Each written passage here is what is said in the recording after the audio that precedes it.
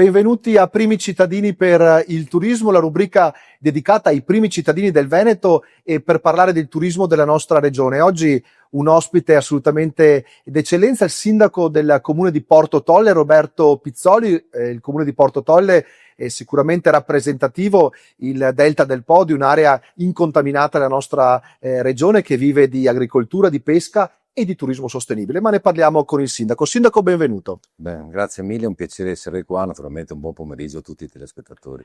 Sindaco, un territorio assolutamente spettacolare, magico, meta sicuramente delle migliori gite e non solo, ma un territorio che deve coniugare la bellezza e la volontà di mantenere le tradizioni locali e anche l'incolumità di quel territorio con un territorio che però deve guardare al futuro, deve crescere, deve svilupparsi. Com'è possibile conciliare queste due caratteristiche che fanno del comune di Porto Tolle un unicum assoluto?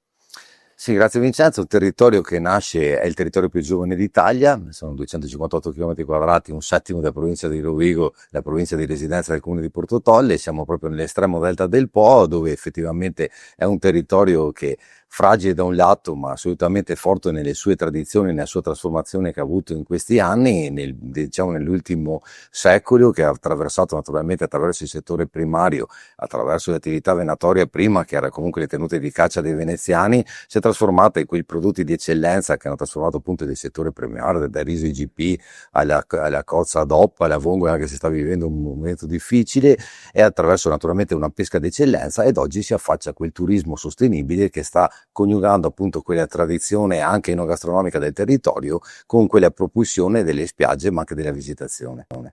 Certo, Sindaco, un tema strategico per questo territorio e per il comune di Porto Tolle è sicuramente l'ex cabina dell'Enel, che può rappresentare una grande risorsa, ma ad oggi è anche un grande pensiero per il primo cittadino. A che punto siamo e quali sono le prospettive per i prossimi anni?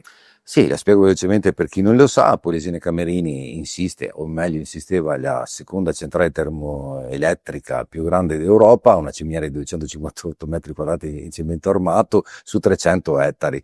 Future, che è il progetto che ha messo in opera Enel per questa trasformazione di questo sito, ha visto partecipare la Human Company, che è un'azienda che lavora e opera nell'open air a livello europeo, e c'è questa trasformazione di questo sito industriale in un sito ricettivo turistico, quindi in un grande villaggio turistico proprio alle foci del Grande Po di Venezia. Quindi insomma, parliamo anche di una zona estremamente particolare. Oggi la fase di demolizione è quasi terminata, contestualmente stiamo avviando quella procedura che deve portare alla variante urbanistica, quindi trasformare un terreno che era industriale in un terreno ricettivo turistico, con naturalmente anche le opere di bonifica che serviranno poi per dove andranno a appoggiare naturalmente le casette, il parco acquatico e tutto ciò che concerne questo grandissimo progetto che speriamo decolli nei prossimi anni. Sindaco, questo territorio ha un grande potenziale nel turismo. In questa rubrica parliamo appunto dei comuni e del turismo che gli riguarda. Però a Porto Tolle il turismo ancora è in parte inespresso. Quali saranno le strategie dell'amministrazione comunale e comunque di un territorio più ampio da sviluppare per far sì che il turismo faccia veramente da padrone in questo territorio? Sì, Porto Tolle, parlare di turismo solo qualche anno fa sembrava utopia. Oggi abbiamo dei risultati veramente soddisfacenti. Abbiamo portato a casa la bandiera blu, è già il sesto anno consecutivo, la spiga verde. Siamo solo due comuni in tutto il Veneto a avere anche l'abbinata bandiera blu e spiga verde, le varie certificazioni, ma soprattutto abbiamo questa trasformazione. Per chi non conosce, le nostre spiagge attrezzate sono all'interno sono degli scanni, praticamente delle prime difese a mare, quindi divise dall'acqua dolce del Po da un lato e dall'acqua del mare dall'altro. C'era una questione molto particolare che riguardava il demanio, che si sta concludendo, una procedura che è durata più di 30 anni, e oggi siamo addirittura d'arrivo anche per la fase di demanializzazione dell'area, che quindi consentirà di avere dei veri e propri stabilimenti balneari come in tutte le spiagge, perché oggi è anche un po' il fascino di questo territorio, di queste spiagge. Sono spiagge che non è la spiaggia Che sono classica, incontaminate ancora, esatto, che hanno delle bellezze assolutamente naturali. Un'ultima breve domanda.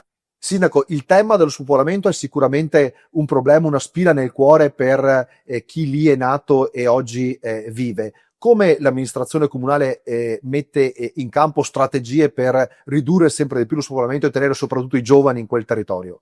Sì, le zone rurali di fatto in tutta Italia vivono questo fattore dello spopolamento in virtù anche di un invecchiamento della popolazione, di una natalità che è sempre più bassa, più che un'emigrazione vera e propria. La nostra propensione, ripeto, che è quella verso la valorizzazione turistica del settore primario, anche dal punto di vista della scolarizzazione, è di portare quell'imprenditoria locale a fare quel salto di qualità che devo dire sta già facendo in questi anni, perché ripeto, le nostre culture sono veramente d'eccellenza, riconosciute non solo in Italia ma anche in Europa, ne potrei elencare tantissimi, l'ho detto anche prima, mi ero dimenticato delle Ostrica Rosa ad esempio, che è in tutti i ristoranti stellati d'Italia, e quindi portare anche quella formazione di cui ne abbiamo bisogno, vedi la biologia, vedi alcune situazioni che insistono ancora oggi sul territorio e ne hanno bisogno anche attraverso quel cambiamento climatico che sta affrontando un territorio che ricordo è anche mabunesco. Grazie al sindaco Roberto Pizzoli del comune di Porto Tolle, grazie ai nostri ascoltatori, arrivederci al prossimo appuntamento.